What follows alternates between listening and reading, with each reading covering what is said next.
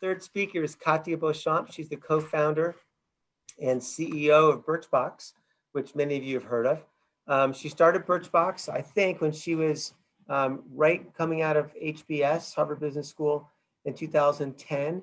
And a fun fact I discovered when I was doing a little background checking was that Katia overlapped, I think, for 1 year with Katrina Lake, who's the founder of Stitch Fix, also at Harvard Business School. And as you probably know, both Birchbox and Stitch Fix are, very, very well-known powerhouses in the B2C space in the beauty and fashion industry. So I thought that was just kind of fun, both at the same time. And Paulina will be moderating for us. It's funny because I originally had tapped Paulina to be one of our featured speakers, which she will be later today. But then when I learned more about her, I thought that she would just be an amazing MC as well. And she graciously agreed to do 3 of our sessions today. So thank you, Paulina. And we're going to be doing some more things with Paulina in the future as well. So I'm really excited about that. So welcome to you both. I'll drop off now and let you guys take it, and I'll pop up with some questions later on. Awesome. Thank you, Zach. Yeah. Hi, Katia. Hi, Paulina. Thank you, Zach. I'm excited. Okay, so let's just jump right in. Before starting any venture, you talk about the importance of asking yourself the question, do I even want to be an entrepreneur? Which kind of helps you identify your motives for starting a business in the first place. How did that play out for you in your own journey to launching Birchbox? Yes. So to be honest, I didn't even have that question in my mind, but I definitely went to business school with a question of what should I be doing? What can I do? And I found when I was in my entrepreneurship class in the first year of business school that I was overwhelmed with this feeling that entrepreneurship was for people who were desperate to know themselves, desperate to meet themselves, desperate to know what was possible if no one else was in charge, because then the only person you're really battling with is yourself, which arguably is a harder fight. But I was just so intoxicated by this idea that entrepreneurship would fast track me to getting to know what I was capable of. And that was a really big part of the attraction for me right away. Yeah, because your background wasn't in tech, it wasn't in startups. What was the moment that you decided you wanted to know there was more for you to do, and which led you to business school? Yeah. So I was in finance. I was in commercial real estate investment banking, which sounds fancy, but I was just an analyst, learning how to build models and value real estate assets. I was drawn to that because, frankly, I was drawn to a career that I knew I could support myself in. I really loved economics, and I thought that the real estate industry was this tangible kind of product within economics and the economy and finance. So I was attracted to that. But in practice, I just didn't find that I was feeling like I could do my best work, I guess is the easy way of describing it. I found that I was being put into a system where there were a lot of rules. And at a fundamental level, there was a rule about when I was able to contribute an idea. Really can you explain that more? Yeah. So the idea of, when you're an analyst, it's kind of like put your head down and do the work. And once you pass through this initiation, your ideas will be worthy. Your perspectives will be worthy. Your questions even will be worthy. I even remember being told, like, why am I asking questions? I was given the to do, right? So I just felt I don't know if I would even call it frustrated. I just wondered if there was something else, because I felt that even though I was 23 years old, I had a lot to give and I had a lot I wanted to learn. And that playing this game of like climbing the ladder rung by rung was just really unfulfilling, because I wanted to explore my potential sooner.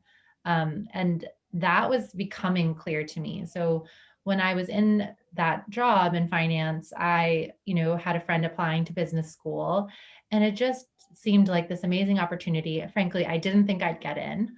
But I thought if I did get in, this would be my chance to try to change kind of the velocity of my career, change the course of my career so that I didn't have to go rung by rung and then maybe in 5 or 10 years get to have an idea. Mm. Yeah. So you're in business school and this is 2010, right? Yeah. Roughly 2010. 2008. I graduated in 2010. You graduated in 2010, but e-commerce looked quite different than it does today. What did you see that wasn't being filled or an opportunity that was being missed by the incumbents that led to your idea for Birchbox? Yeah. So when I was in business school and we came up with the idea for Birchbox, we saw that a lot of it was kind of a wave of female entrepreneurs. And it made a lot of sense. People were saying, right, because these are the consumers and they have this understanding of a consumer need. And so you saw things like Guilt Group launching, you saw Rent the Runway launching, you saw Care.com launching, all HBS alums coming to campus and talking about, the power of understanding the consumer deeply. So my co-founder and I were inspired. We really initially set out only to write a business plan. And we thought, what is no one talking about where we could try to write a business plan? And it immediately struck us that beauty wasn't yet in the conversation. And I'd call the conversation disruptive innovation, this idea of like disrupt an industry, change how it works. And we were just kind of curious about that. I mean, beauty seemed like a glaring category for a female. And so we looked a little bit deeper and we found that at the end of 2009, almost 2010, the beauty industry was only 2% sold on the internet. And wait, so what does that mean? 2% sold? That people only 2% of the $500 billion that were being spent in beauty a year were going to the internet. The rest of it was happening in a physical store or a salon. And we were just kind of shocked by that. That was 2009. We, did a little bit of research, but we basically determined that 2% was also 100% replenishment, which means if you were buying it on the internet, you were buying something that you had used before. And that was basically the catalyst for all of this. We were like, wow, the internet is not in any way serving the industry for sales. And when it does, it can only sell you things that are old. But the whole industry is built on this newness, this kind of endless funnel of innovation and new. And the internet doesn't even have a chance to get you there, right? So that was basically this big, aha moment where we said, well, how can we give the internet a chance to actually do the thing the beauty industry wants, which means getting you in front of something new for you? Because that's the whole idea, is to help the consumer find the new thing, the best thing for them, right? And the beauty industry kind of has this implicit promise that there's always something better coming. And how did you settle on a subscription model? Because that was kind of innovative at the time as well. Yeah. So, the way our business works is it's a monthly subscription of personalized samples and then content. And then you can buy anything you sample that you love full size from us. And the way that we landed on it was, again, addressing the problem. We thought one of the reasons why, people don't make a purchase in beauty, let alone purchase online, is that there are too many options. So even if you were to go into a store, I think a lot of people think, wow, there's a lot here. I'm not sure where to start. So I might just stick with what I know, right? And on the internet, that problem's even worse. So one of the problems we wanted to solve was change the question of like, which of these billions of things could you possibly be interested in, to saying like, of these 4 or 5 things, yes or no, right? Just make the problem finite and simple. And then we realized that we could give that little bite-sized experience to you on a regular cadence. And that led us to, we can make it a subscription where you just get a little bit out of a time instead of like once a year, here are 100 things to sort through.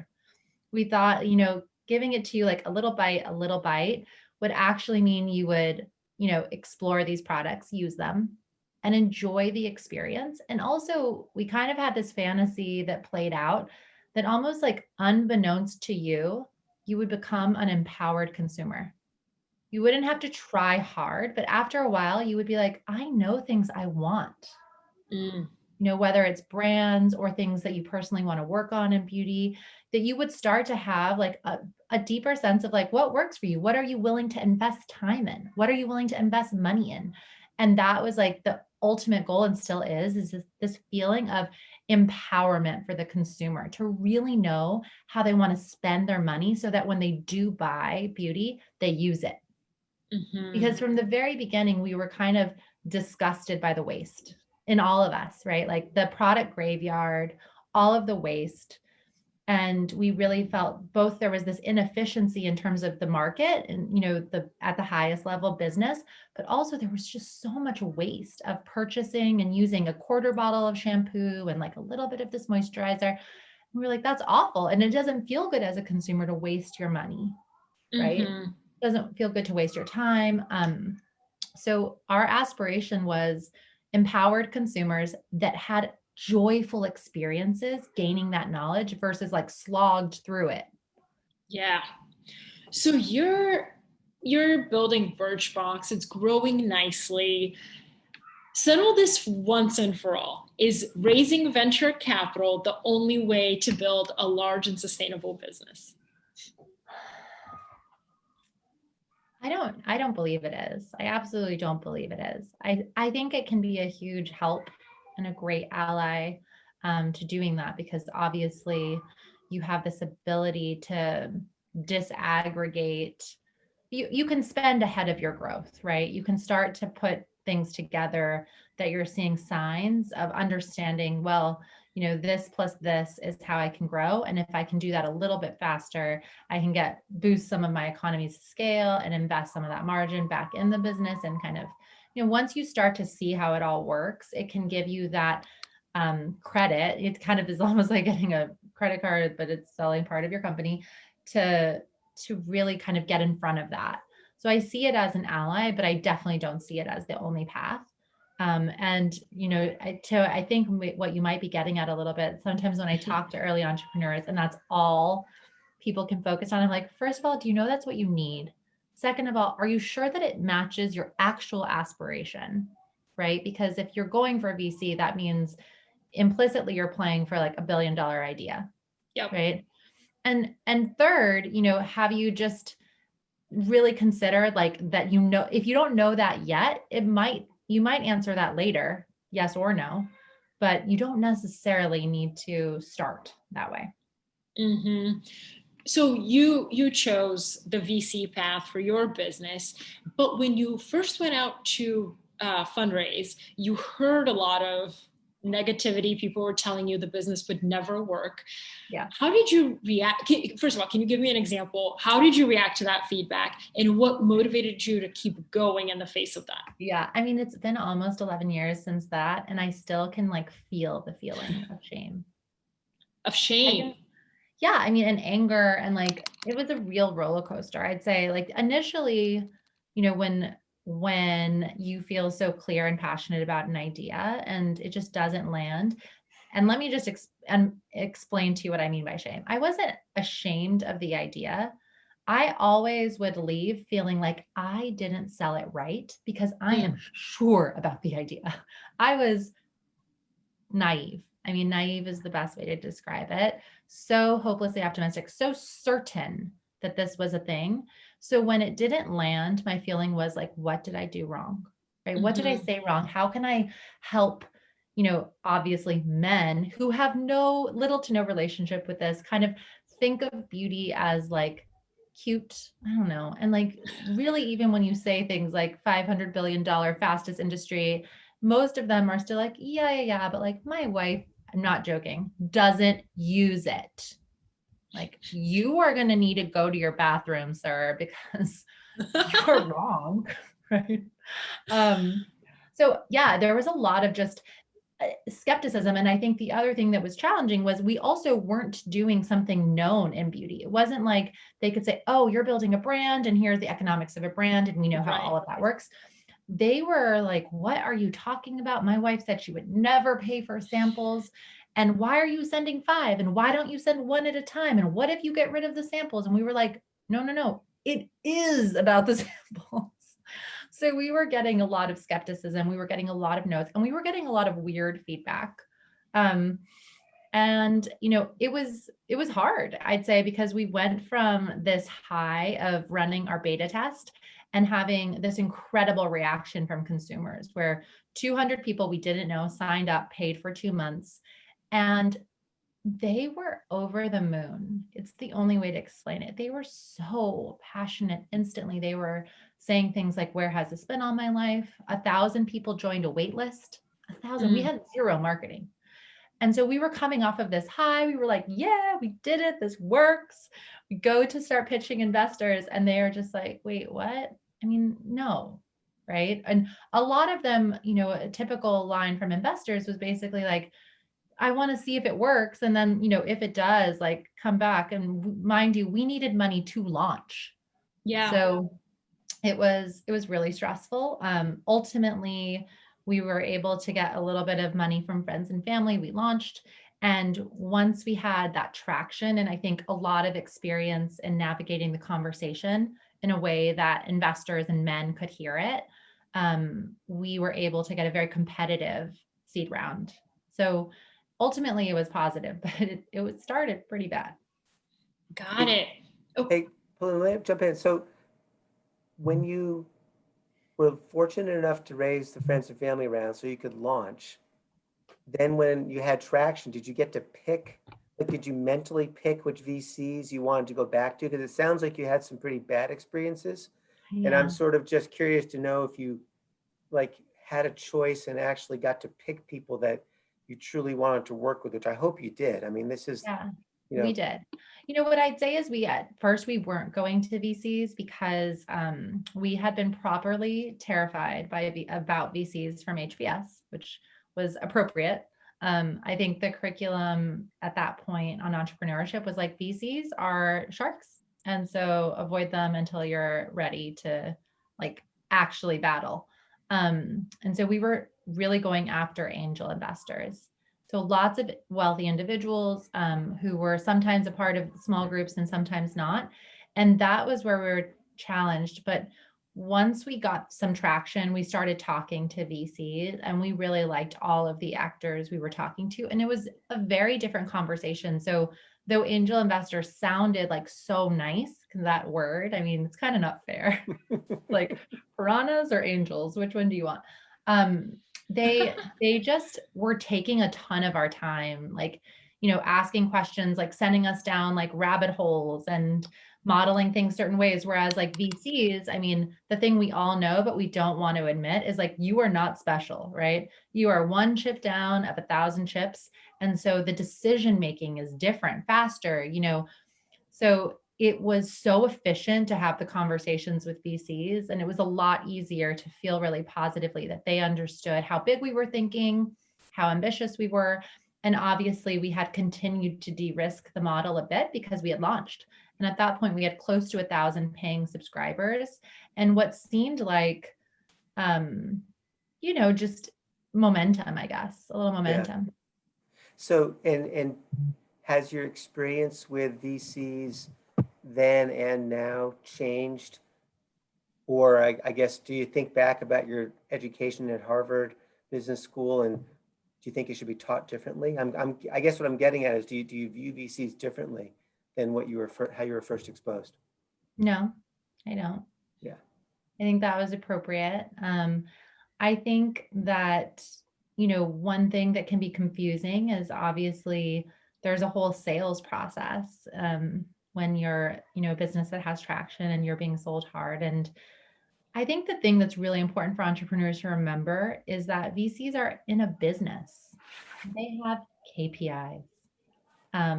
So, kind of trying to separate this idea of you're being sold that this is a relationship and it's about people, but it's really a lot about business. And so when the business is going well, the relationship and the people thing holds.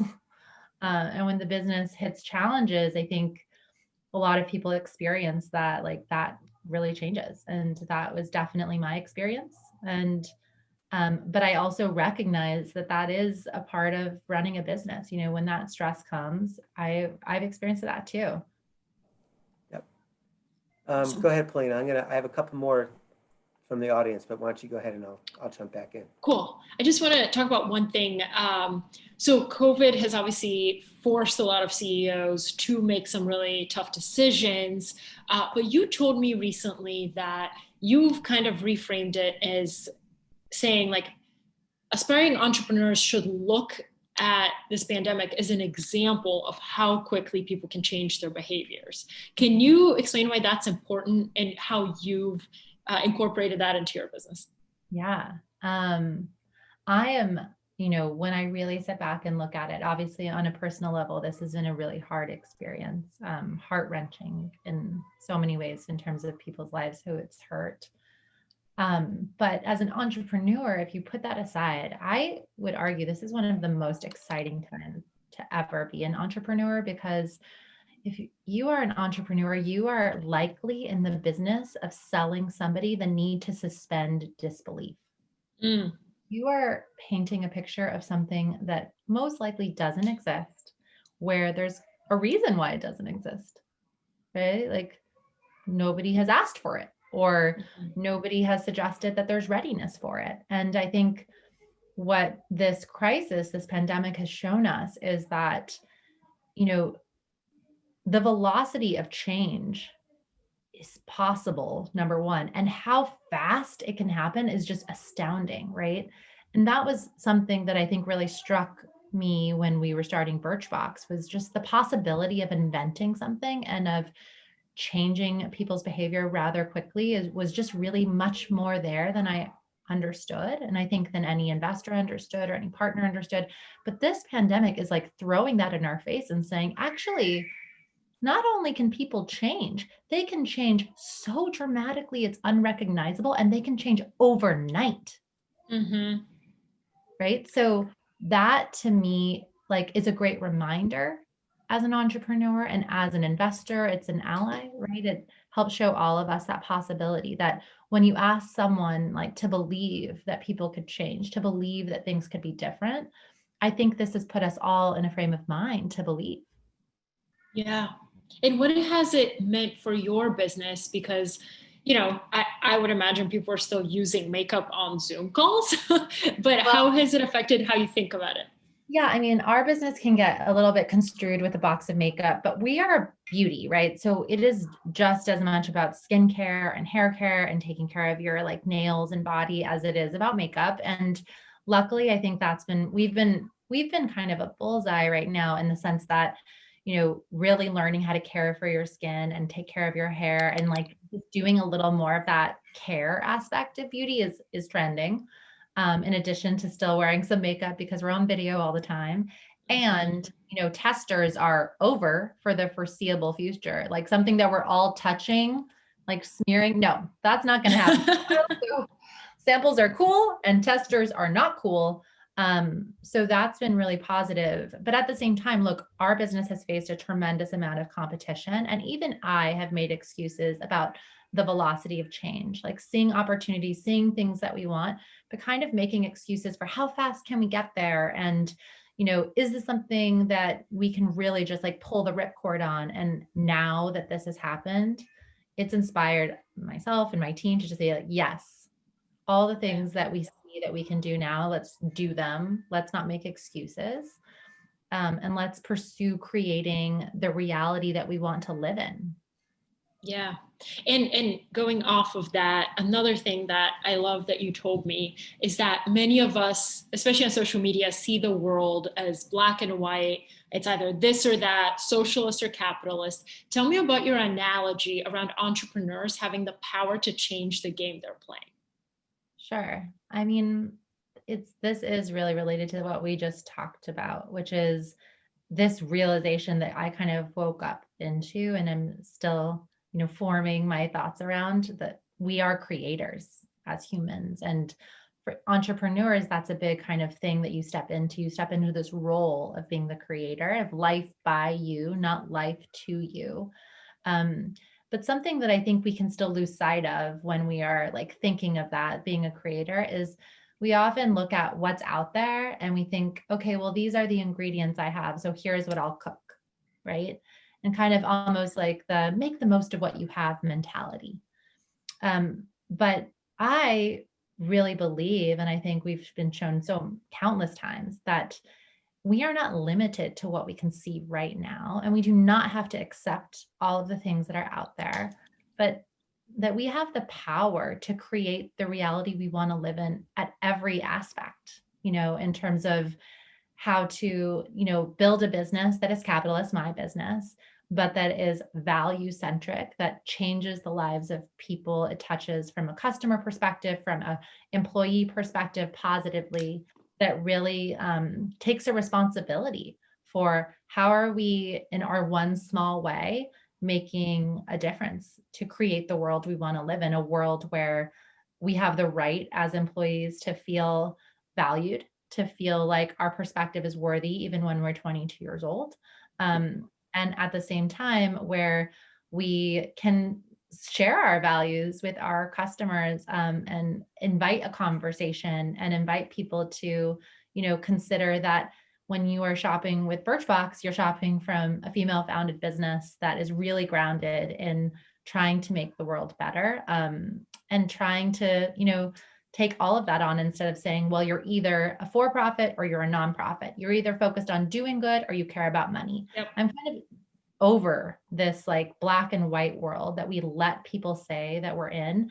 And I believe we should all be thinking, what's the game I want to play? And once you ask that question, then say, how am I going to make the game board? What are the pieces? How do you win this game? All of that's your decision, right? And we shouldn't give up the agency we have to make that game and to define how you play, define the wins, and change it while we're playing.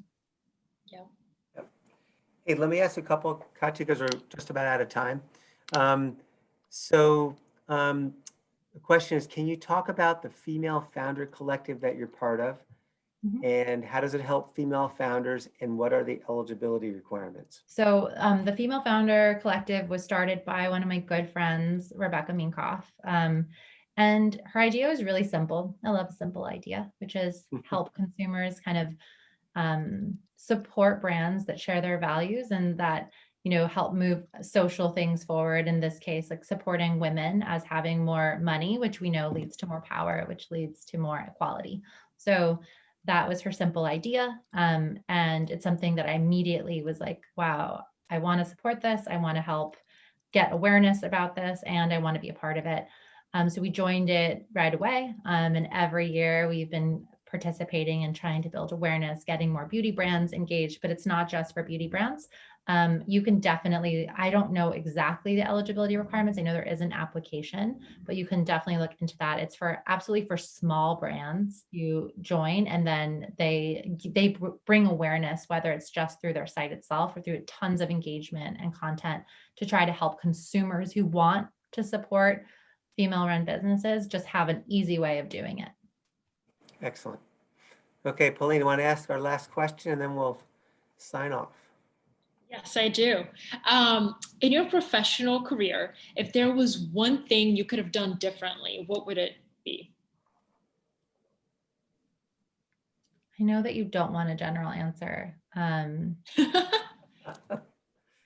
that's It's no okay, fun. whatever comes to mind. I mean, I think that what's really wonderful about the situation I came into is I launched a product that had product market fit really fast. I was a first time entrepreneur, and honestly, like just starting out in my career in general. And all of that was really confusing to kind of find success so quickly. And one thing that it did was, like, when I found success really quickly, there was a lot of accolades, right? There was a lot of people congratulating me publicly. There was like my VCs, and there was just so much like, you did a great job. And here I am feeling like I have no idea what I'm doing. I had good timing. I'm willing to work hard, but getting all of that kind of positive reinforcement, I think really taught me to look outward for like positive reinforcement, and kind of made me think, okay, well, this is how I know when I'm doing good work. Like the people will tell me, right? Like the world will tell me, the news will tell me. And I think that that was really dangerous, because obviously, like when you source your value externally, then you're completely, giving up all sorts of agency that you have to really define, what do you believe it looks like to do good work? How are you going to get through the times that are really challenging, and believe that you are doing good work even when things get challenging, and find that kind of motivation and resilience from within. So I'd say that is the change, is just not getting kind of caught up in that moment or that aspect, so that I could really do the thing that I set out to do, which is play the long game and have integrity the whole time. Fabulous. Awesome. Fabulous. Katia, thanks so much. This has been great. Thank you. And thank you, Paulina, as well. It was nice to see you both. Thanks for having me. Absolutely.